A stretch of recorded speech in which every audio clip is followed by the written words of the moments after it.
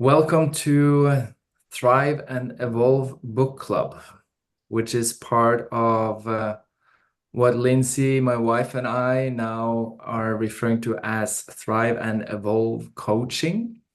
It's slowly and gently growing up and appearing on more graphics and more activities that we do. And one of them is the book club. The book club is completely free. It's a club that I hope we together can create a lot of energy where we can expand our awareness, where we can share insights, where we really can engage. And I wanted to just open up with a few things for this book club. I hope everyone has noticed that all the chapters are being recorded to YouTube. And that's for you to listen over and over again whenever you want to. And it's also a tool where things for many is more accessible. So it's easy to just click the link and follow the YouTube channel and listen in as many times as you'd like to. And on those YouTube clips, leave your comments, whatever they are. When you have an aha moment, or you have a question, or you just want to say hi to the group, or whatever it is, just create engagement. And you know, the law of polarity and the law of attraction that I know you're aware of, all of you at some level, is that the more energy we put into it, the more we will get out of it. So I just hope you're ready to not only read a book for the entertainment, but read books, and this book really for the application. How many of you want to really, really, really, really get rich? The first two chapters and the four chapters we're covering today is basically about becoming rich. And first, about accepting the idea of that you can become rich. And I realized through the chapters, when I read those four chapters, and I've read them many, many times, but it's always like some new stuff is coming up, some new thoughts, because your awareness is literally expanding the more you study. It's literally spending time with yourself and understanding your mind, you know? So really dig into your belief. But the first chapters, the first chapter is the right to be rich. And what I was asking myself is that, what is my belief about becoming rich? How many here got like the normal conversation around you during life has been around that you actually have the right to become rich? In my world, that wasn't the usual conversation. It wasn't necessarily a bad conversation around money, but I have to say that it was far away from thinking that I have the right to be rich. So write that down in your notebook now. Take notes whenever you're inspired to, but really like, I have the right to be rich. And I wanted to follow up that with another question. If you have the right to be rich, what does that mean to you? If you just were to let go of any limitations of yours right now, you're now here in the book club, we're here studying the science of getting rich, and we all want to become really rich. So allow yourself to just think that you have the right to be rich. What does that mean? What does that mean? You can write down a few words. Write down a few words for yourself right now. What does that mean if you have the right to be rich? What would that look like for you? And I think that's a great like topic and headline for the call today. Just thinking about that right to be rich. If you really had the right to have, be, and do absolutely everything you wanted, what does that look like? The right to be rich. Chapter 2 describes the science, that there is a science of getting rich. And it elaborates around using examples. And if you read those examples that he's using in this chapter, you will just notice, okay, it has not much to do with my neighborhood, because in your neighborhood, there can be rich people and there can be poor people. There's probably not that much to do with where you work, because you can have one in your very same business and another one where one is rich and another is poor. You can have people growing up in a rich family and they remain poor, and you can have people growing up in a poor family and they remain rich. And you can keep going, you can fancy people not being that smart, maybe becoming rich, and you have the very smart people never solving the thing, and it's quite interesting. So when we tie that up with, first, I have the right to be rich. I have the right to be rich, and there's literally no limitations for me. Environment may affect you, as this book gives an example of, selling ice cream on the North Pole or fishing salmon in Florida is like, okay, the environment has an effect upon your results and how you can achieve what you want. But those are basically the only limitations we have.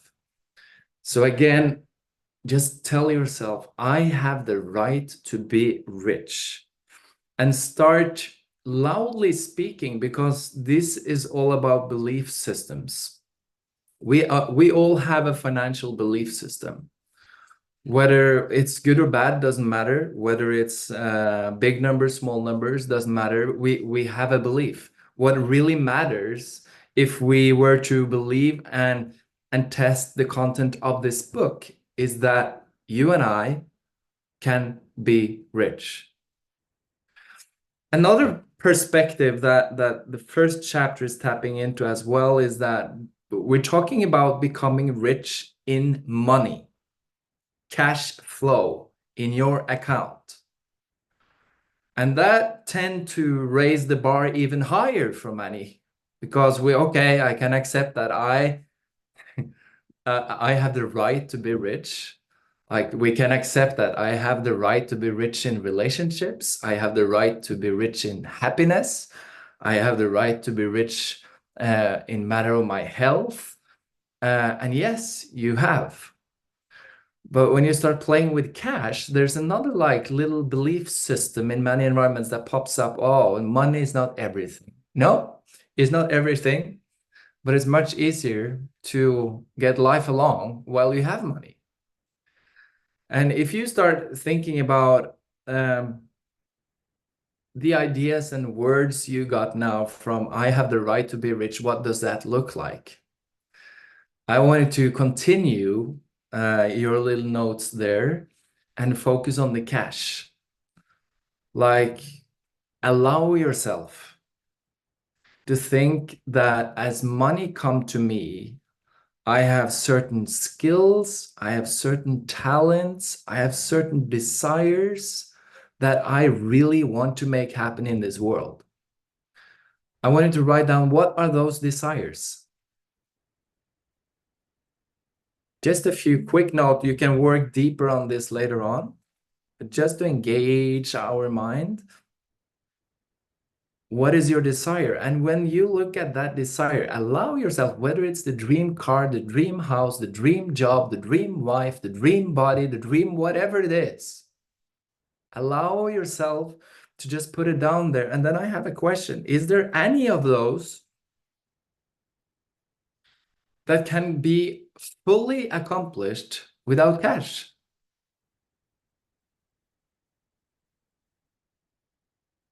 I'll use my own examples. I would never have married my wife if I didn't have the cash to go to Los Angeles in 2020 and meet her. I would never have married my wife if I didn't have the cash to take her to Norway on a 2-week trip and host her here. That's just one example. Let's take health. I would never have the health I have now if I didn't have cash to pay for the gym, because I wanted to go to the gym. I would never have the health I have now if I didn't have money to buy healthy food. So there you got relationship, you need cash. You have health, you need cash. What about happiness? I want you to think about one thing that make you happy. And you can answer loud and clear, or you can write in the chat. If you were to think about one thing that makes you happy, what is that?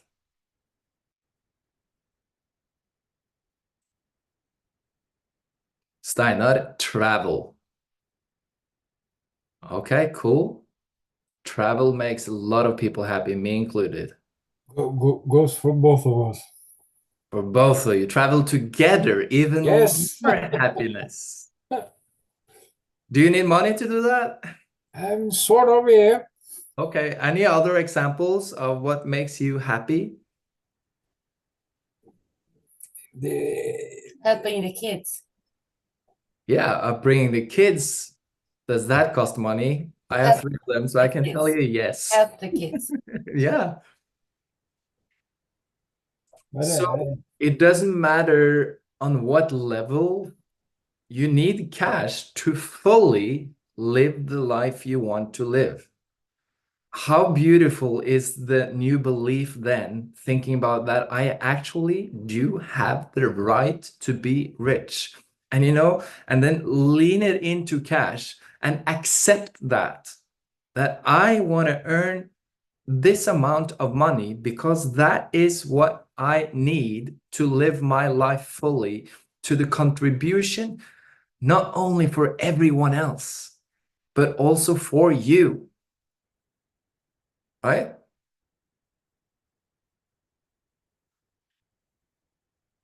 You have the right to be rich. As we walk through these chapters, you see another expression popping up many, many times. Anyone that wants to throw that expression out? It's one of the principles of the science to getting rich. In some pitches, it's written almost every 5th phrase or so. We're talking about doing things in a certain way. And the first belief, I want to play with beliefs now. If it resonates with you, you can share. But doing things in a certain way, what's the first belief that popping up? It's like, okay, what is that? What is a certain way? And I had to break that down to like daily routines, daily things, to like find that answer to myself. What is a certain way? From how do I make my bed? How do I brush my teeth? What do I do to take care of my body? And when you start thinking about how you would like to and how you take care of yourself, maybe you will find areas that you want to improve. But that's a great way to start improving and discovering the certain way. What is unique? How would you, if you just had everything you needed for yourself? Let's talk about health for a second. If I heard a story the other day from someone inside the circle of Tony Robbins. And he told me a story about Tony Robbins. And it said Tony Robbins fell once and he hurt his arm so much that he couldn't move it, like for hours. And what does Tony Robbins do? He goes having an injection of stem cells injected directly into his arm, and then is well good running again the day after. I don't know the price of that injection, but I imagine that it costs a lot of money, right? Maybe that's the extreme, but why not? Why wouldn't you have all the cash you needed to do whatever you need to take care of yourself? How many here would like to go to a spa every single week? How many here think it would be a great thing for your body, your mind to just enjoy some like beautiful pools every single week?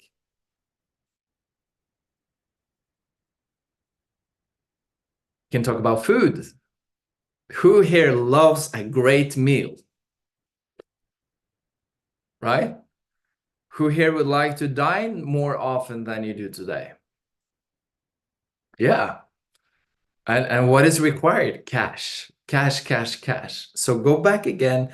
I have the right to be rich. Just remind yourself, I have the right to be rich. And the second thing, there is a science, an exact science to get rich, and that is all about doing things in a certain way. But there's popping more limitations up here, you know, and the book elaborates so greatly around them. When you come to the third chapter, is opportunity monopolized? And this book uses many examples. There might be businesses, markets that seem quite monopolized. But does that eliminate your opportunity to make your bargain in life, to build your business in life, for you to succeed with what you want to succeed with?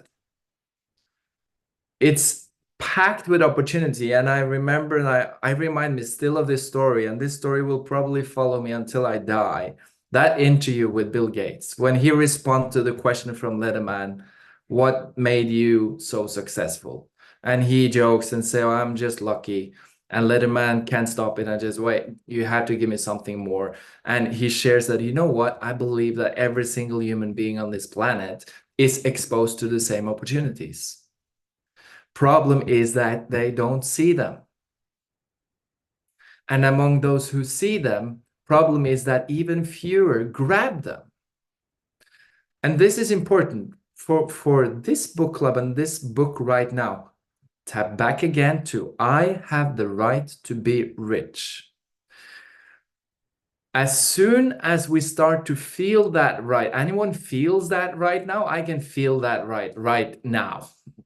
That the inspiration of that, I have the right to be incredibly rich, right?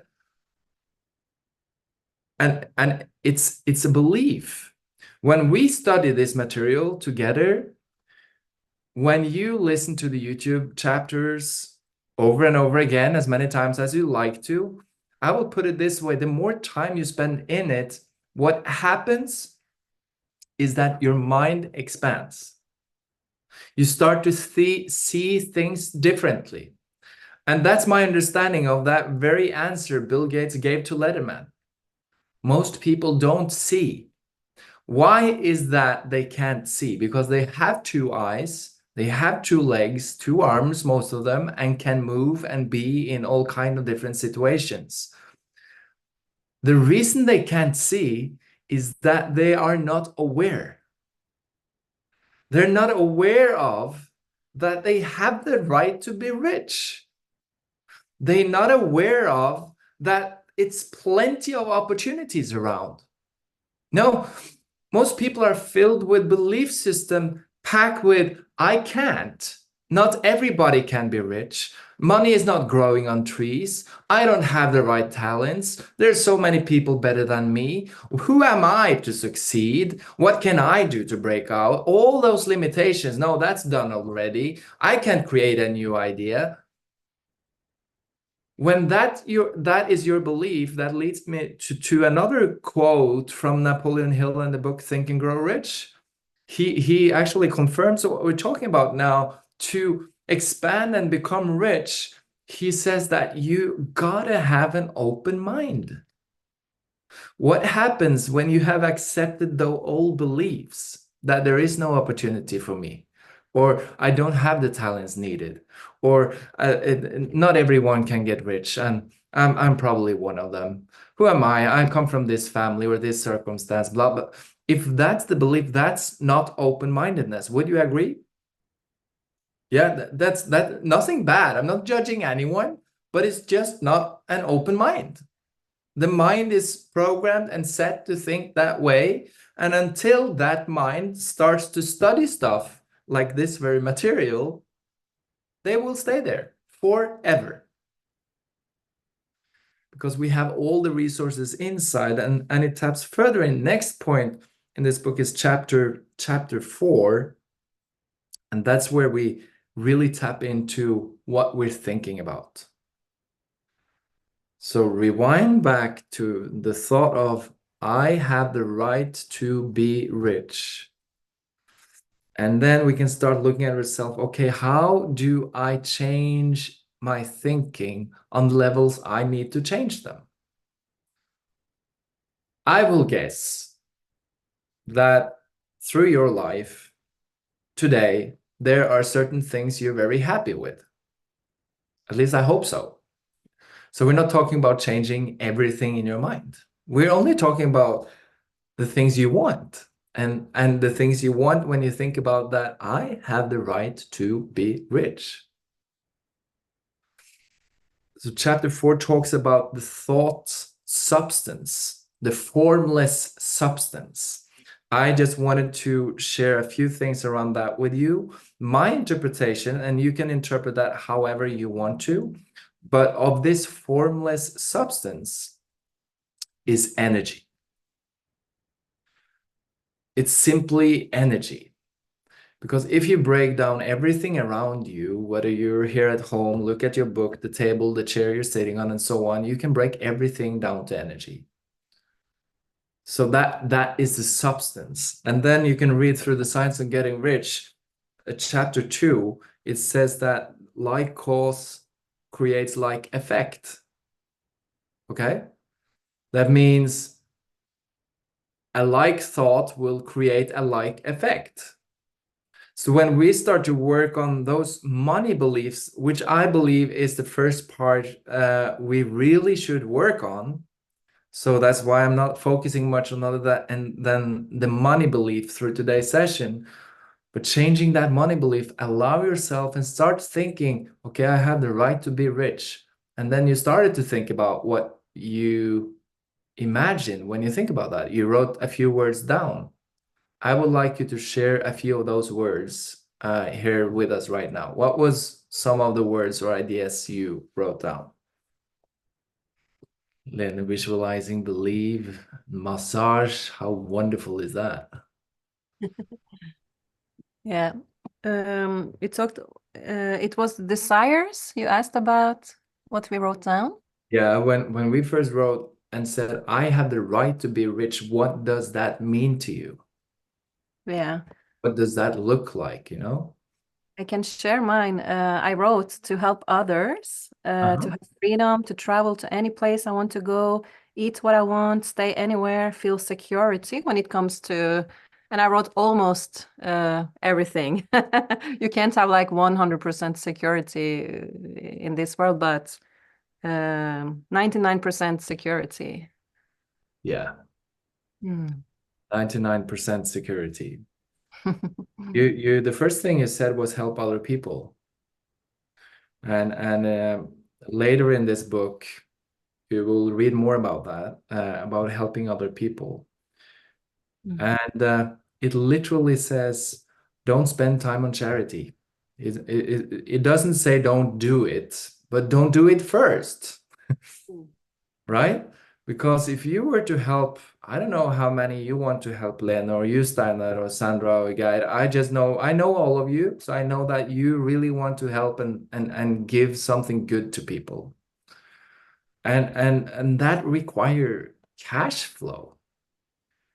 You know, I'm happy to help in my daily life to support my family and the ones I talk with. I'm happy to be here running the book club together with you. But if we are going to make that massive change, and I believe that all of you, you see more than 10 people in your image of how many people you want to help. Probably you see hundreds or maybe even thousands. And then when I start thinking about, okay, how much money do I need to really be able to do that? That requires cash flow. And if I never adopt these principles of the right I have to be rich and apply them to my life, it will never happen.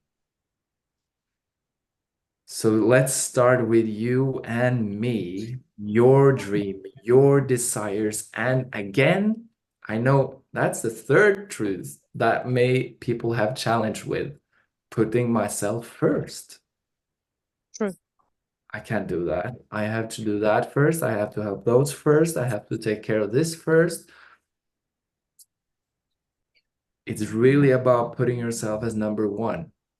So those three beliefs are three beliefs I would love you to work on, share on, think about moving forward. One, I have the right to be rich.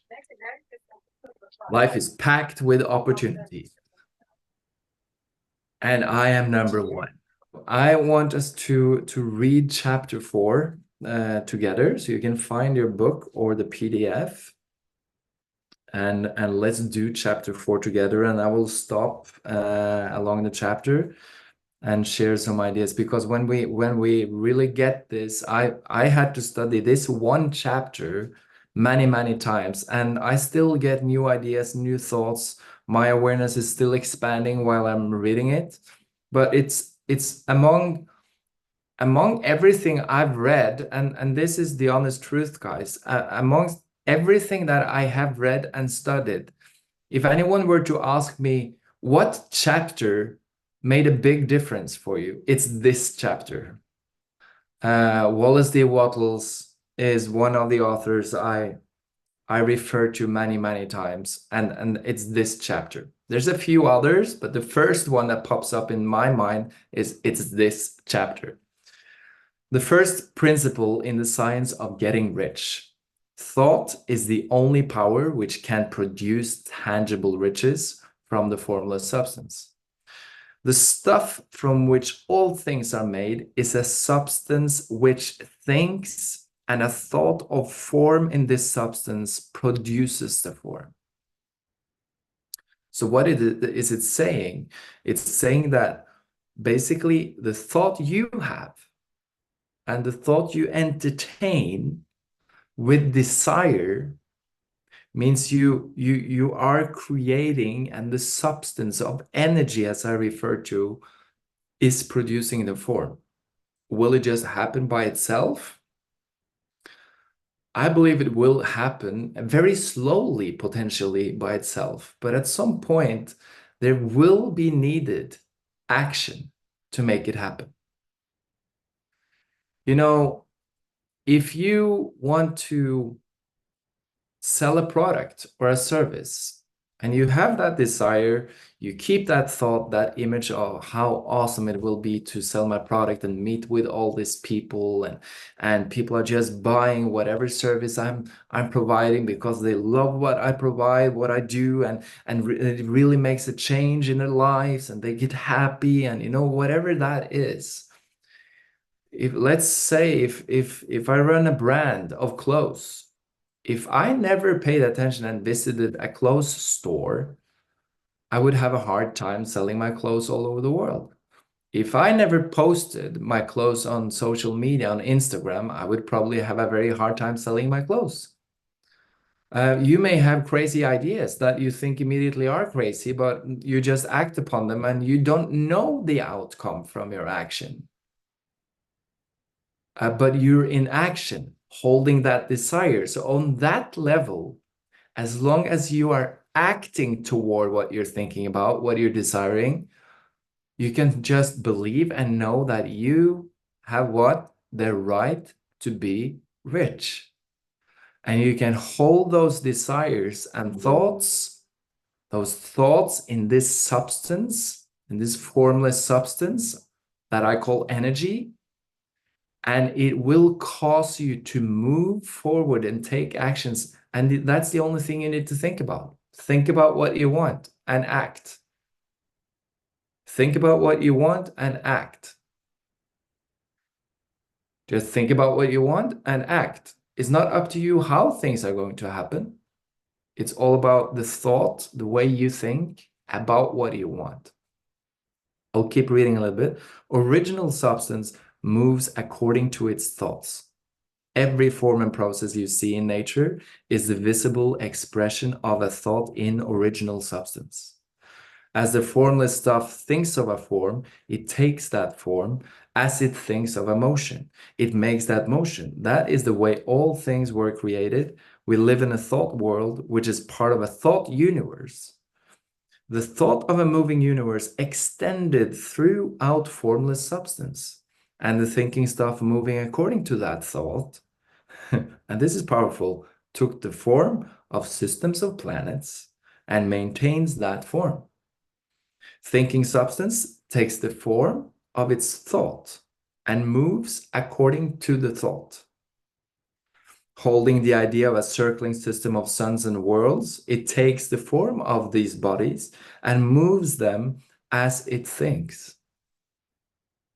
Thinking the form of a slow-growing oak tree, it moves accordingly and produces the tree, though centuries may be required to do the work. In creating, the formless seems to move according to the lines of motion it has established. The thought of an oak tree does not cause the instant formation of a full-grown tree, but it does start in motion the forces which will produce the tree along established lines of growth. And I want to emphasize one thing here. It says formless seems to move according to what? Lines of motion it has established. So the oak tree, the seed is being planted and it grows according to the lines of that oak tree seed, lines of motion. When we change our belief, again, let's rewind back. I have the right to be rich. And when you can feel that, does that change your motion? Does that change your lines of motion as your belief is changing?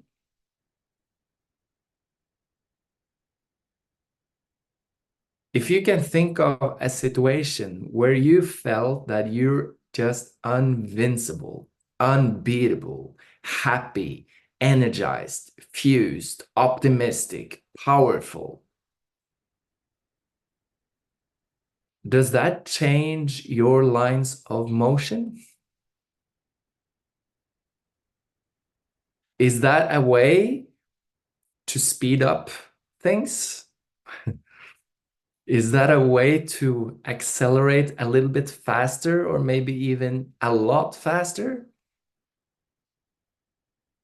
So I want to wrap up with those words and leave those thoughts with you today and just start playing with those thoughts as we spend time studying this material, as we put our energy into it.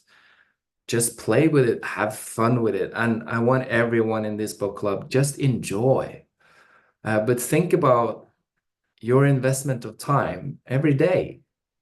I will deeply encourage you all to listen to a chapter, read a chapter or two or three every single day.